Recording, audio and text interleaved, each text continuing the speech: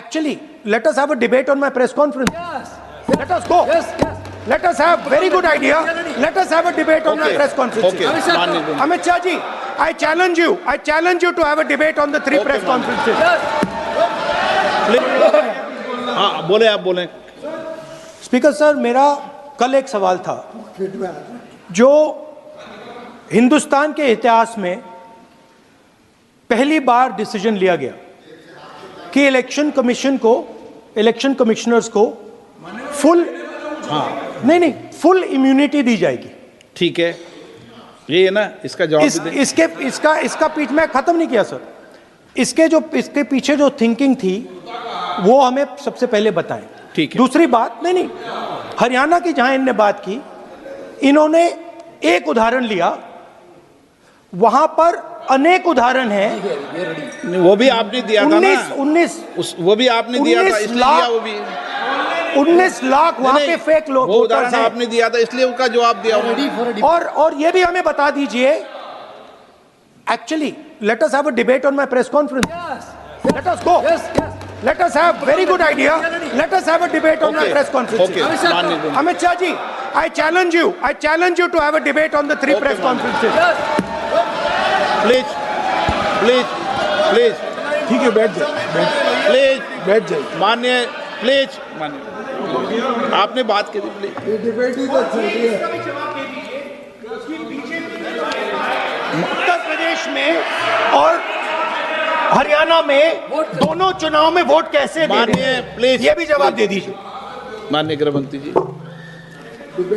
मान्यवर, पहली बात मैं स्पष्ट करना चाहता हूं, मैं 30 साल से विधानसभा और संसद में जनप्रतिनिधि के रूप में चुनकर आता हूं। मुझे लंबा अनुभव है संसदीय प्रणाली का। विपक्ष के नेता महोदय कहते हैं कि पहले मेरी बात का आप जवाब दीजिए, मैं सुनना चाहता हूं। आपकी मुनसफी से संसद नहीं चलेगी। मेरे आप बोलने का क्रम मैं तय करूंगा, इस तरह से नहीं चलेगी संसद। मान्यवर, उनको धैर्य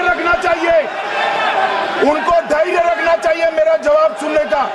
इनकी एक बात का जवाब मैं दूंगा, मगर मेरे भाषण का क्रम वो तय नहीं कर सकते, मैं करूंगा, क्योंकि मैं बोल रहा हूं।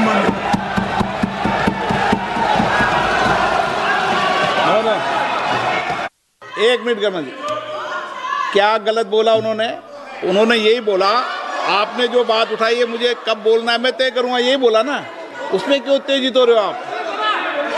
हाँ, आपके 2-2 मिनट में खड़े होने से थोड़ी जवाब देते रहेंगे। नो माननीय गृहमंत्री, नहीं हो सकता। मैं आपको फिर मौका दूंगा, आपको।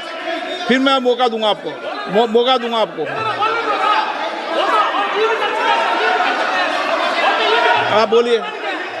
हाँ बोलिए सर, ये बोलिए। आपने अगर अमित शाह जी का रिस्पांस देखा तो ये कंप्लीटली डिफेंसिव रिस्पांस है, ये घबराया हुआ रिस्पांस है, ये डरा हुआ रिस्पांस है। अब सुनिए पूरी बात, प्लीज मानिए। नो, सच्चा रिस्पांस नहीं है। माननीय गृहमंत्री जी। मान्यवर, आपके चेहरे पर बैठो। मान्यवर, आपके चेहरे पर चिंता की लकीरें मैं देख रहा हूं कि मैं क्या बोलूंगा। मैं उनके उकसावे में नहीं आऊंगा, मैं मेरे विषय पर बोलूंगा। मान्यवर, मैंने इतना ही कहा कि मेरे भाषण का क्रम मैं तय करूंगा। मेरे भाषण का पहले क्या बोलना, बाद में क्या बोलना, मैं तय करूंगा। और मैं मानता हूं कि हर एक वक्ता का ये अधिकार है, उनका भी है, मेरा भी है। कल वो बोल रहे तो हम ऐसा थोड़ी ना बोले आप झूठ क्यों बोल रहे हो। हम नहीं बोल सकते साहब, वो माननीय विपक्ष के नेता है, वो बोल सकते अपना भाषण। मान्यवर, और मैंने तो ये भी कहा, मेरा पूरा भाषण छूट कर कुछ बच जाता है तो आप पूछिएगा, मैं जवाब दूंगा। मगर अब धैर्य भी चाहिए और सुनना भी चाहिए, दोनों चीजें करनी पड़ती है। मान्यवर, वोट चोरी का कोहराम बचा। मैं वोट चोरी किसको कहते हैं वो बताना चाहता हूं। वोट चोरी के 3 आयाम हैं। एक तो मतदाता नहीं है, मतलब योग्यता नहीं है, और आप वोटर बन जाते हो तो वोट चोरी माना जाएगा। दूसरा, आप गलत प्रकार से चुनाव जीतते हो तो वोट चोरी माना जाएगा। और तीसरा, जनादेश को डिफाई करते हो, मतलब वोट के विपरीत आप कोई पद प्राप्त कर लेते हो तो भी एक प्रकार से वोट चोरी होता है। अरे सुनो ना, क्यों जल्दबाजी करते हो मानिकम, क्यों? अब मैं 3 वोट चोरी की घटनाएं बताना चाहता हूं। सबसे पहली घटना हुई आजादी के बाद, देश का प्रधानमंत्री तय करना था। तय कौन करना था?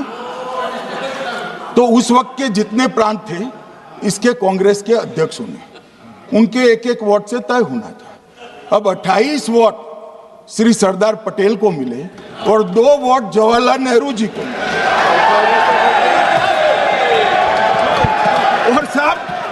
और साहब प्रधानमंत्री जवाहरलाल जी बने।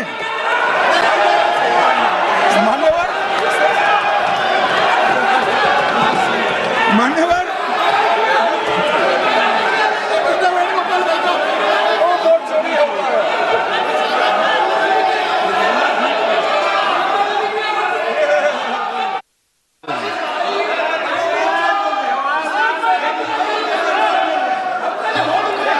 प्लीज, माननीय गृह मंत्री जी, माननीय गृह मंत्री जी,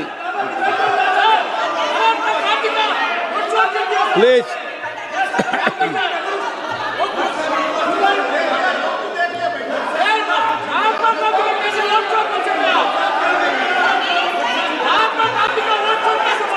बैठो बैठो, बैठिए माने, प्लीज प्लीज प्लीज।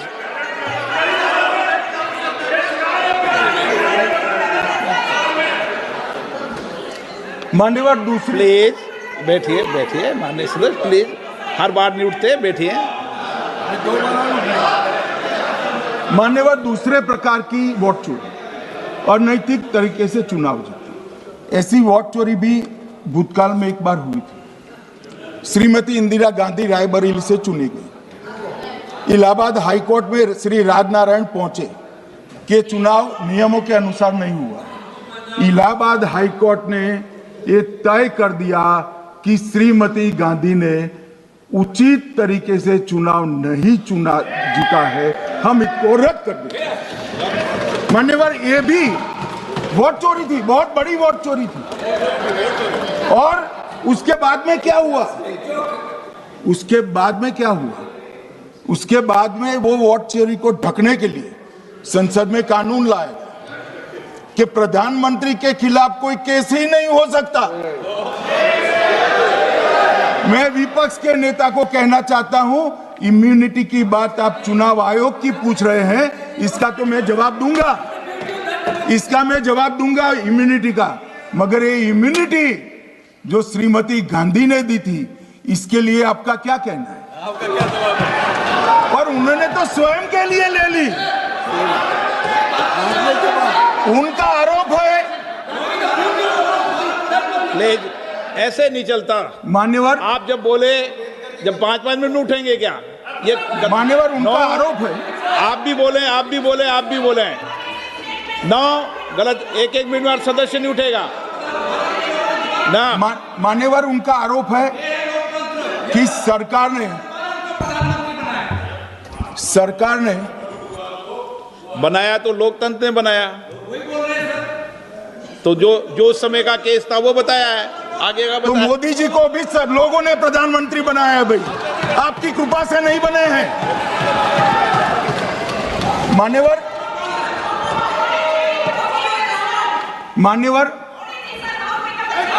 से माननीय तरीका ठीक नहीं है आपका, 2-2 मिनट में उठना। मान्यवर, विपक्ष के नेता ने कहा कि आपने चुनाव आयुक्तों को इम्यूनिटी दी। इनका आरोप सत्य नहीं है, मैं इसकी बात बाद में करता हूं। परंतु हमने तो चलो मानो चुनाव आयुक्त को इम्यूनिटी दी, श्रीमती गांधी ने तो अपने आप को इम्यूनिटी दी। और फिर जब ये संवैधानिक सुधार के वायरस चैलेंज हुए, तो वो केस जीतने के लिए 2, 3 और 4 नंबर के सर्वोच्च न्यायालय के जज को बाईपास कर चौथे नंबर के जज को चीफ जस्टिस बनाया और वहां केस भी जीत लिया। और मान्यवर ये तो इतिहास है, कौन जुटला सकता है? इनको कोई पढ़ाता नहीं है इतिहास, ये तो इतिहास है, सर्वोच्च अदालत और संसद के रिकॉर्ड में रखा हुआ इतिहास है। इसके खिलाफ लल्लन सिंह जैसे कितने लोग पूरा जीवन लड़े बिहार में, इमरजेंसी के खिलाफ जेल में गए, लाखों लोग गए। और तीसरी वोट चोरी कहना चाहता हूं, तीसरी वोट चोरी का प्रकार मैंने बताया था कि योग्यता नहीं है और मतदाता बन जाना। अभी अभी एक वाद पहुंचा है, वाद मतलब डिस्प्यूट पहुंचा है दिल्ली की सिविल अदालत में। उसमें डिस्प्यूट ये है कि सोनिया गांधी जी इस देश की नागरिक बनने से पहले मतदाता बने।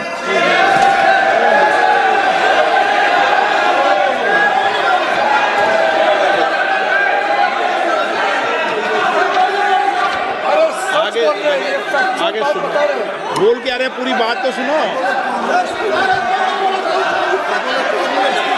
मान्यवर,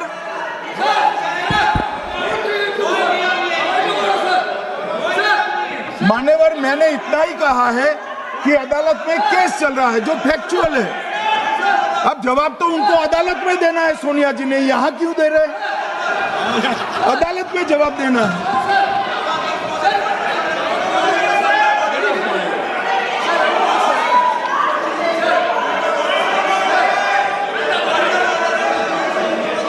बीच के भाषण में पॉइंट ऑफ ऑर्डर नहीं होता।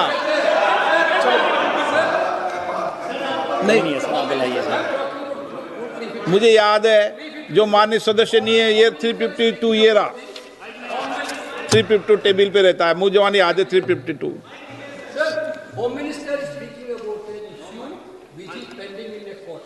Actually, what happens is, Rosavalli court, some senior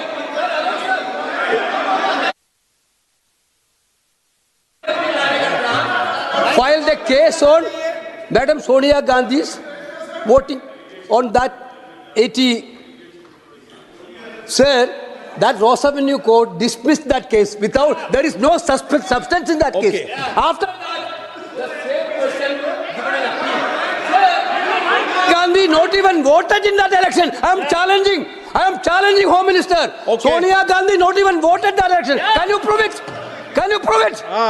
Sir, misleading statement a Home Minister doing. Sir, you are. What is this, sir? एक मिनट प्लीज दादा, एक मिनट प्लीज। नो, बैठिए। नो मान्य please. देखिए माननीय सदस्य, 2 दिन से मैं चर्चा को सुन रहा हूं और 2 दिन से चर्चा को सुन रहा हूं और 352 आपने भी पढ़ा है, मैंने भी पढ़ा है, ठीक है ना। कई बार इधर से भी उधर से भी इस विषय को कई बार बोला गया है। जब डिबेट चलती है उसके संदर्भ में कई विषयों को बोला जाता है, ठीक है ना। और इसीलिए सुनिए बात, माननीय गृह मंत्री जी ने, आपने आधी बात सुनकर हर 2-2 मिनट में उठने लगोगे, ऐसे चर्चा नहीं होती। आप उनकी पूरी बात को सुनिए, क्या संदर्भ था, उन्होंने कोई फैसला नहीं दिया है, उन्होंने एक जानकारी जो आई है वो जानकारी सदन के पटल पे रखी है। अब मुझे सुनिए तो, अब आपने एक मुद्दा खड़ा किया, मुझे जवाब तो देने दीजिए। मान्यवर, मैंने कुछ ऐसा नहीं कहा, मैंने सिर्फ इतना कहा है कि एक वाद दायर हुआ है दिल्ली की अदालत में, मैंने कोई कंक्लूजन नहीं कहा। मैंने कहा कंक्लूजन का, मैंने कोई कंक्लूजन नहीं कहा। कंक्लूजन तो जब उनका नोटिस का जवाब वो दे देगी तब अदालत देगी, तब फिर से बताऊंगा मैं।